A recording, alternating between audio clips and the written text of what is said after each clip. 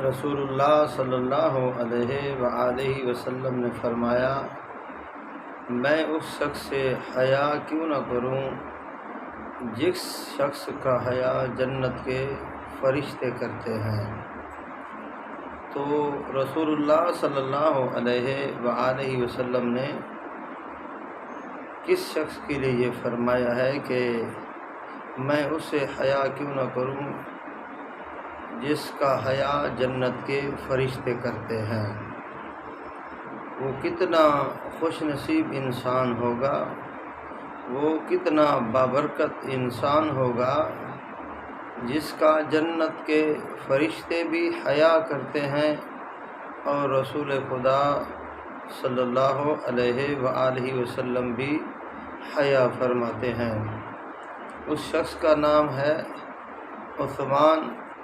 حضرت عثمان رضی اللہ تعالی عنہ کے بارے رسول خدا فرماتے ہیں۔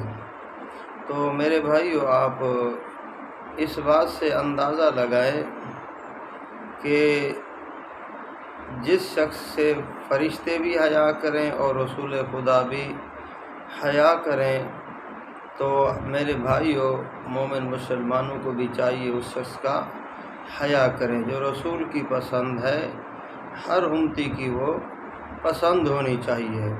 اور رسول خدا جس سے محبت رکھیں، امت کے لوگوں کو چاہیے کہ وہ اس سے محبت رکھیں، اور رسول خدا صلی اللہ علیہ وآلہ وسلم جس سے نفرت کریں تو امت کو چاہیے کہ وہ اسے نفرت کریں۔ تو میرے بھائیوں، حضرت عثمان رضی اللہ تعالی عنہ وہ شخصیت ہیں جن سے رسول خدا پیار فرماتے ہیں۔